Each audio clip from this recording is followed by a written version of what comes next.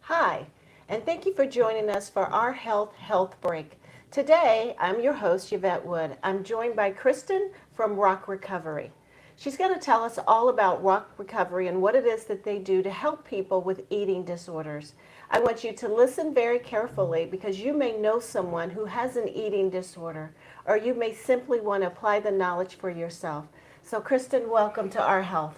Thank you. I'm so happy to be here with you guys. I'm glad you're with us. So for our viewers, can you tell us a little bit about Rock Recovery and what it is that you do? Yeah, of course. So Rock Recovery is a nonprofit organization, and we're based in Arlington, Virginia, right outside of Washington, D.C. And so our mission at Rock Recovery is to remove barriers that prevent people from getting the treatment that they need. Eating disorders are so prevalent in our community, so we provide outpatient low-cost treatment programs for folks in DC, Virginia, and California. And then we also provide support groups and community education just to break stigma about this disorder. Wow, because back when I was growing up and everybody wanted to be a model, you had to be real thin. So there was a lot of anorexia and bulimia and pica going on, which were eating disorders. But now you don't hear about them as much, but it's still very prevalent. Help our viewers understand just how drastically that this disease is continuing and what they can do to possibly help. Yeah. So the statistic that we often share is that there's an estimated 28 million Americans who struggle from a diagnosed eating disorder. So those are things like anorexia, bulimia, binge eating disorder, and some of the other ones that you named. And then millions more suffer from what we would say is disordered eating. And so that can include things like dieting, calorie counting, tracking your weight, things like that. And so we really work to get people connected to the care that they need. It's so hard to get people treatment for this disorder. Yes. There's just not a lot that's out there. Like you said, we're just not talking about it as much as we need to be. There's not enough funding for it. And so we're really doing what we can at Rock Recovery to bridge that gap in treatment and to help people get access to care. Absolutely. I want our viewers to understand that this is more than just an eating disorder. People think, oh, it has something to do with you eating, but there's a mental part of this as well. Help us understand the mental issues that come alongside of having an eating disorder. Absolutely, yeah. So there is a stereotype out there that eating disorders are they're an issue of vanity, and that's so not the case. Eating disorders are no different from depression, anxiety, and any other mental health issue out there. Oftentimes, an eating disorder stems from trauma, and so people experience different things in their life. Even we've seen a lot of eating disorders develop since COVID has come up, and a lot of the traumas that people have experienced around COVID. And so the disorder stems from that, and it's not about what you look like. It's not about the food. It's about finding ways to cope with the trauma. And so often we see people turn to an eating disorder as a way to cope. And so in our therapy programs, that's what we do. We help people work through that trauma. We help people develop the tools that they need to uncover and process some of that trauma and really move forward in recovery. Absolutely. Too often we don't think about how America, the pressure we put on each other and ourselves. We want to be thin, we want to be beautiful, we want to fit in, we want to look like the stars in Hollywood. And when you put that kind of pressure on yourself, or even some of your peers puts that kind of pressure on teenagers, for instance, my daughter Megan, they had so much pressure on her to be thin, and she didn't even think she was beautiful because she wasn't thin.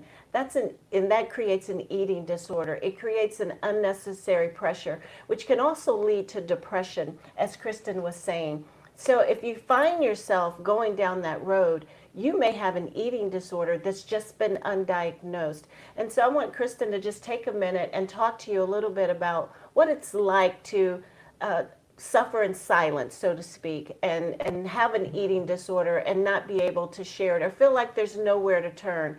Rock Recovery is going to be the best place for you to go. So just give her a few minutes so she can go into a little detail and share what Rock Recovery can do for you or someone that you know that may have an eating disorder.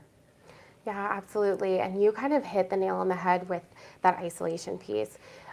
Eating disorders are such an isolating disease. A lot of times there's a lot of shame that surrounds eating disorders because we're just not talking about it. We're just not getting people the help that they need. And so with that, people tend to hide within themselves. And so at Rock, we give people a space to break that isolation. We give people a space to connect in community. And we have 3 pillars that we talk about. We say that we break bread because we're sitting and we're eating with our clients and we're helping them tackle their fear foods. We break isolation and we break the barriers of misinformation and stigma. And so with our clinical treatment programs, the big thing with those programs is we offer them at a really, really affordable rate.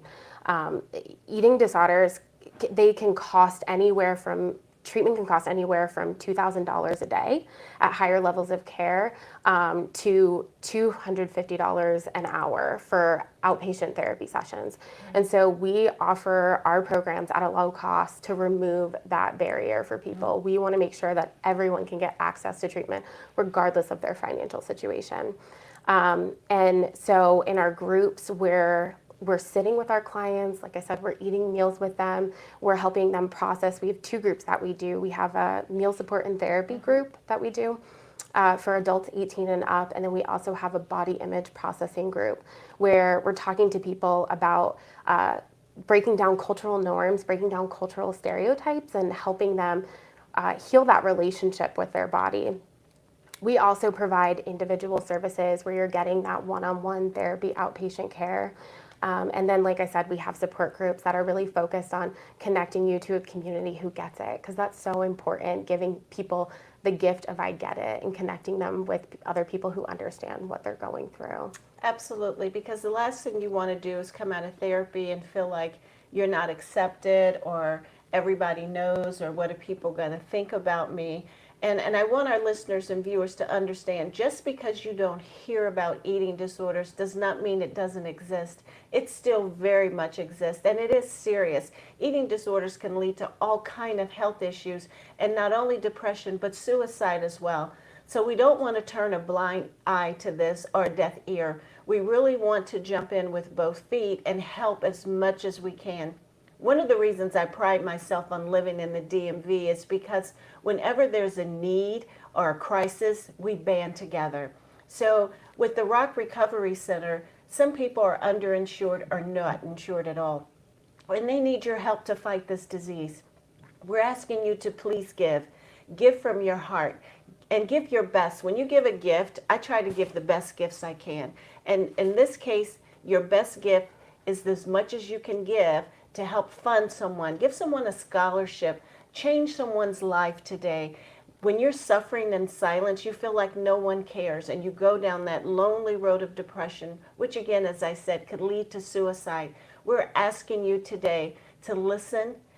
Look around your own family. You'll be surprised who may be suffering in silence, that has body image disturbance and don't know who to talk to. Rock Recovery is going to be the best place for you. And I'm going to let Kristen take a few more minutes and tell you the best way you can help. But I know for me, I'm going to write that check, and I hope you will too. Yeah, thank you.